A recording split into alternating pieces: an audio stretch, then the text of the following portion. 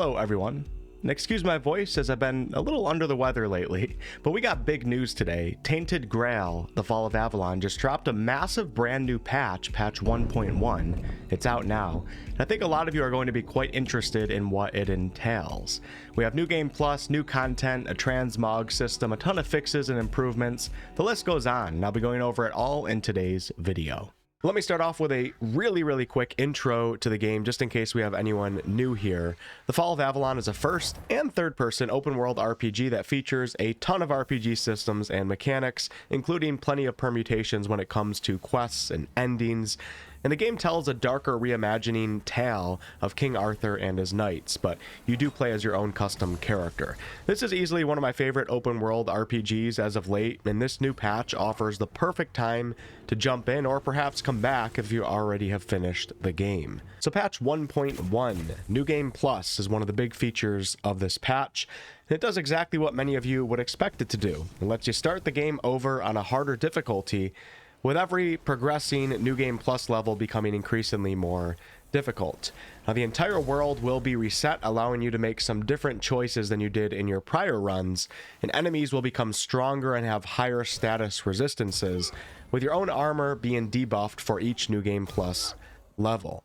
Now, along with the world resetting, your character will also lose your king's powers, your learned recipes, your quests, of course, your keys, and readable items, but everything else will be kept. So your character progression, the build you have going, your weapons and armor, etc., you're going to bring that with you into New Game Plus.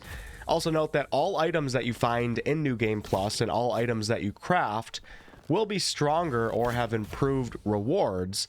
And there's also some custom loot that has been added to the game that can only be found in New Game Plus. And I'll go over some of these interesting new items later on in the video, as it may be a bit spoilery. Next up, let's talk about the Transmog system, which is now available at the handcrafting station for a price, or if you have a player home, you can do it there for no cost. With this system, you can change the visual appearance of your items to any discovered style in the game for the same type of item that it is. A highly requested feature in many RPGs and now available in Tainted Grail as well. Up next, this patch brings with it a ton of fixes and improvements to the third act of the game, the Forlorn Swords, along with some brand new content in this region. In fact, there are 6 brand new quests in the Forlorn Swords, plus a reworked Stone Warden ending for anyone who has done that quest line before. This region's loot should also now be on par with loot when compared to the previous acts, so much more loot, and enemies across this region should also feel much more alive now. If you're curious where these new quests are, look to the Svine tribe for 3 of them in the Svine Fortress. You'll find the Love That Lingers quest, the Kindred Curse quest, and the Flesh of the Forest quest. And look to the Ulfer tribe for 3 more by speaking with NPCs in the living quarters beneath the tribe's fortress. For the quests, there was Light Before, Looming Shadows, and For the Silent. This region also got some big art updates and environmental improvements to detail, etc. Especially in a few of the dungeons. Right here, I'm in Grindylow Lair. And also a dungeon in Act 2 called Gates of Knowledge is a good example here of some revamped art. So yeah, a lot going on with the game's third region. I also have a large list of bug fixes here, etc., but I'm going to save those for later in the video as not everyone will be interested. Now let's briefly talk about the update to the third person mode. As some of you might already be able to tell right away, your character does not have to hunch over as much anymore when traveling and moving around, and this also goes for traveling on your horse. Just a reminder that third person was added to the game quite late, and the devs never have advertised it as a mode that the game was designed for, as it was designed from the ground up for first person. But I gotta say, I think it works quite well overall. I enjoy it quite a lot, and this update is a nice improvement to not have to see your character always looking as hunched. And this brings us into Quarko, the pet that you can obtain in Act 1 if you know where to go. The devs have decided that Quarko's functionality was too limited, so they have expanded Quarko's abilities with new features and forms, giving Quarko a bigger role in gameplay. So you can now feed Quarko to unlock new forms, one of which turns Quarko into a mount, and another into a summon. Some other notable gameplay tweaks and fixes, etc. You can now regrow your hand by talking to Kavor As new dialogue has been added and added to Black Annis as well, if you know, you know. Bulk options have been added for stash and shops. Armor has been hard capped at 95% for balancing reasons. This is especially important for New Game Plus. Head bobbing has been added, which can be enabled in the game's settings. Alphabetical sorting for items has been added.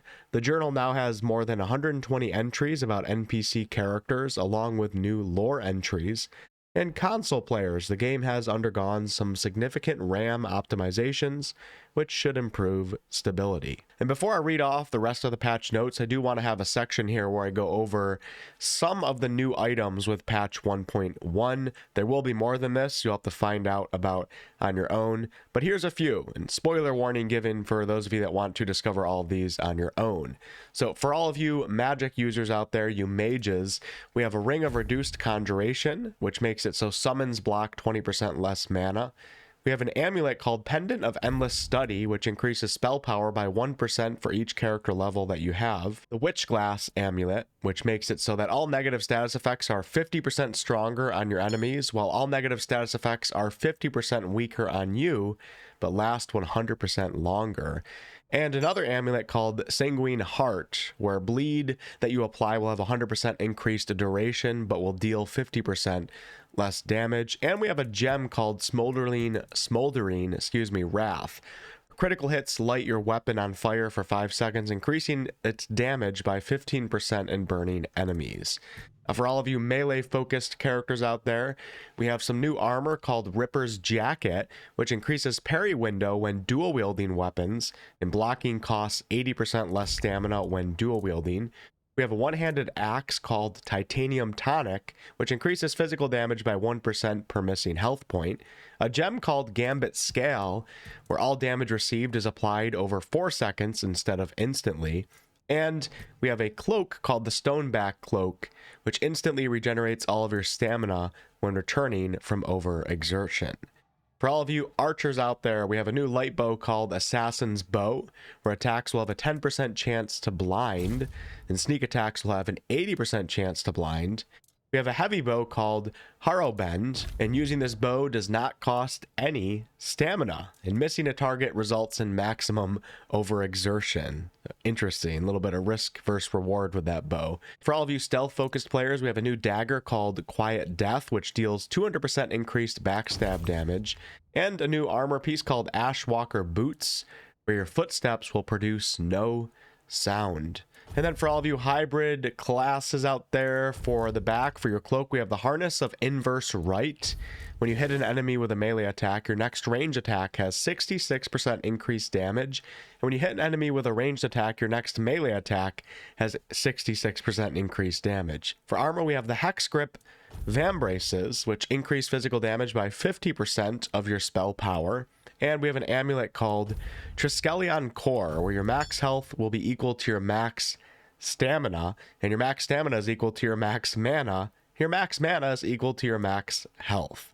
There's a sneak peek at a few of the new items that you'll find in 1.1. Also note that missing recipes for some armor and coatings have been added to their recipe books, and these books were also added to new sources so that even if you sold the recipe book, it will be available to you. All right, I'm just going to read off in like rapid fire fashion here this long list of notes for those of you guys that just want to listen. Not going to really be showing anything here as I already showed off all the important key features of patch 1.1. So if you guys are leaving the video, yeah, hope you enjoy patch 1.1. I am excited to jump in myself, and I think there's a lot of great improvements here. So thank you guys for watching, and those of you guys that are staying, well, let's continue on. So for gameplay, we already talked about players' armor now being hard capped at 95%. We have a nerf here where the devs have removed pretty much all gain of crit chance from items in the game, as it was too easy to get 100% and break New Game Plus balancing. All nerfed items, upgrade levels will be reset, and resources spent will be returned to you. New enemies have been introduced in Womb of Mather, probably pronouncing that wrong. New enemies have been introduced in Mountain Ice Cave. A new enemy, the Skeleton Knight, has been added. Additional enemies have been added to some of the Forlorn Swords dungeons. Improved combat with Bodil and Enter the Void quest. Fixed skill imbibed by the alchemy, sometimes generating errors and not applying the duration correctly. They fixed First Blood skill description, the Carnage skill description, fixed the Charge Cantrip skill, increasing all critical chances. They fixed the Unstoppable Rage skill description and increased value. Fixed Claire's Pen Wand effect not being increased by the Wand Mastery and Wand Overcharge skills. Some AoE spells now take height of an enemy into hit or miss calculations. Increased damage dealt by enemies in the Forlorn Swords. Increased damage dealt by tier 5 and 6 bows. Nerf the damage and decreased mana cost of the Scorching Blaze spell. Added Summon Sir Gawain and Summon Sir Bertilac spells to Tomb of Sir Gawain. Horse movement in third person has been modified. Rebalanced Agile Hunter and Rabbit Juice potions. Rebalanced Archdruid set. Rebalanced Spellslinger set. Rebalanced the Night Stalker set. Rebalanced Royal set.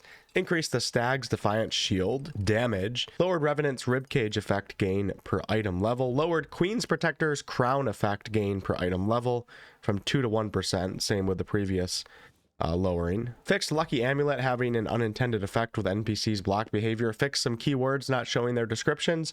Remove slight camera offset when drawing a bow in third person perspective. New model animations and behaviors for Big Corpse Eater mini boss. New animations and improved behaviors for Giant Boss. Fixed the Ancient Beholder enemy so it has correct attack ranges and doesn't remain idle during combat.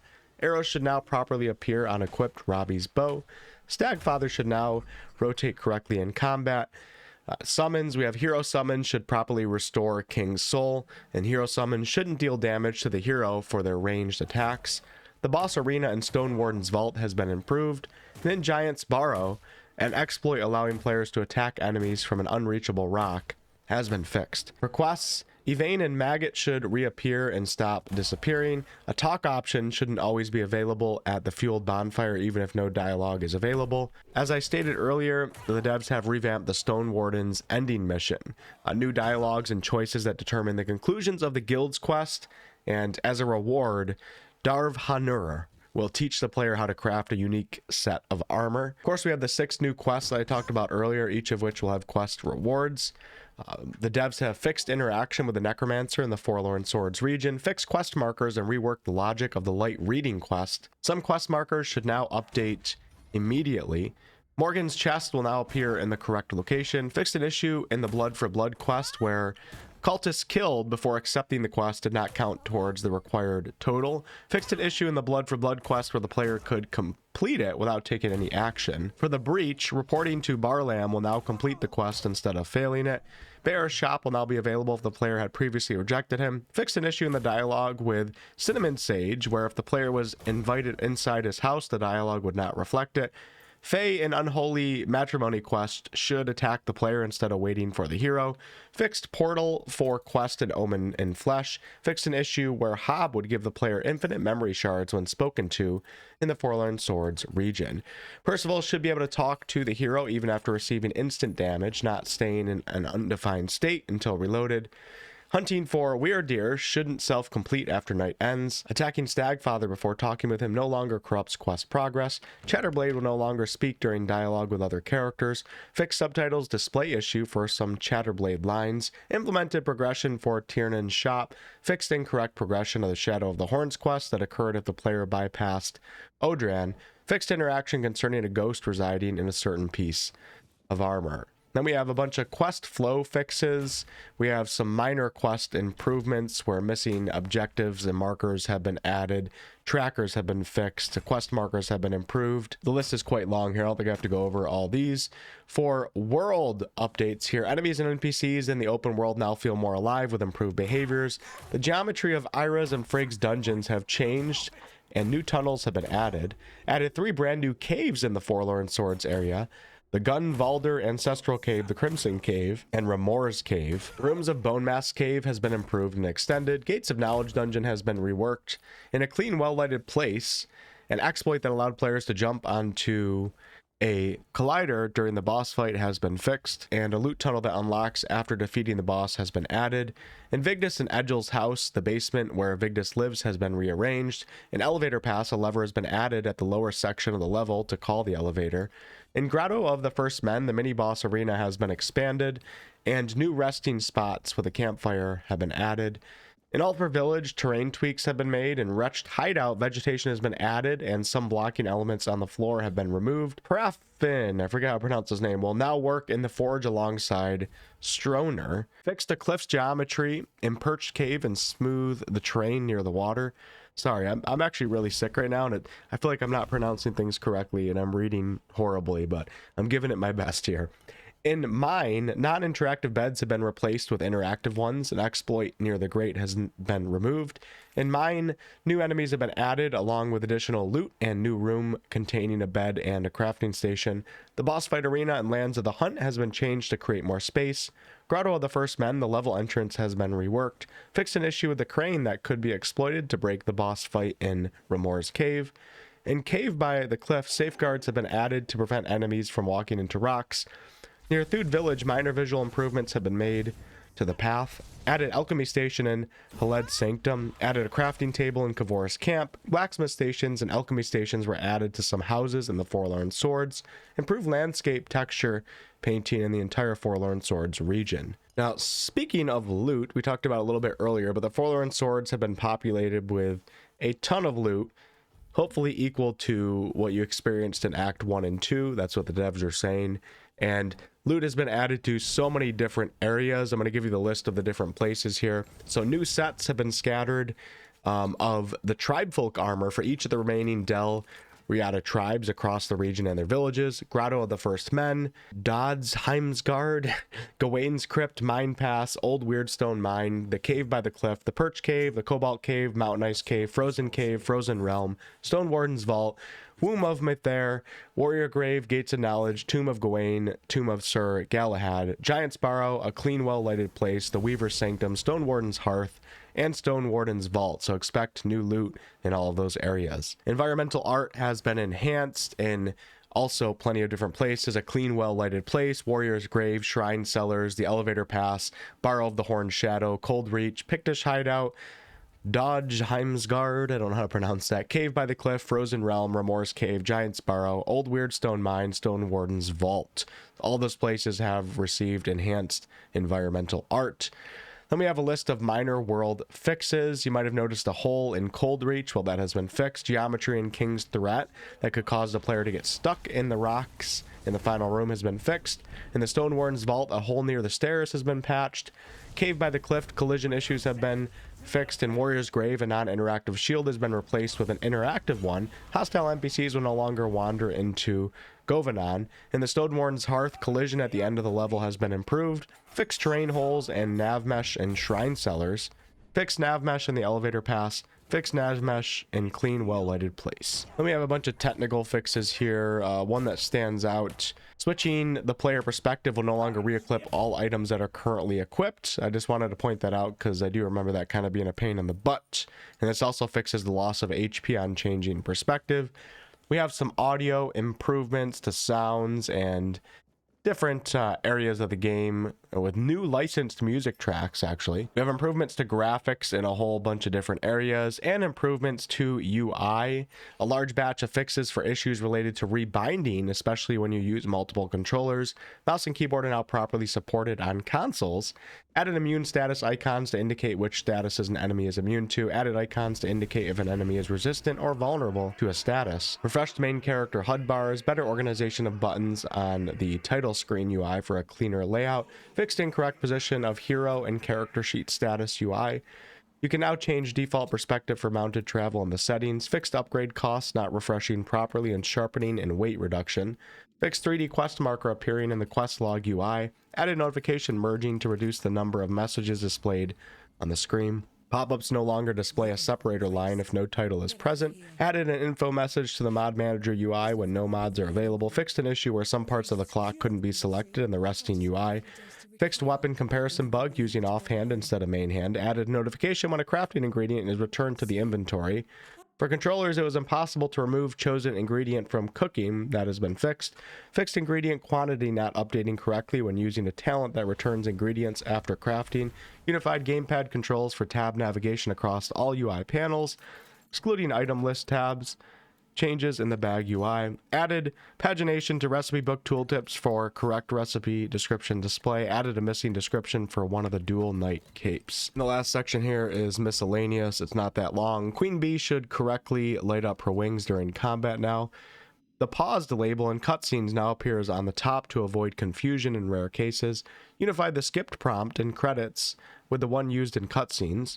Added 3D gamma settings while changing brightness in game. Fixed the silent elevator in the Forlorn Swords. Robbie's bow fixed an issue with animation synchronize. Ivor fixed animation. Now Ivor looks at the hero during the conversation. Added new readables to the Gates and Knowledge Dungeon. Minor issues with NPC's rotation and target tracking have been resolved. And for consoles, fixed an issue preventing save slot names from being edited again. And at the end of all these notes here, the devs say they probably missed some changes.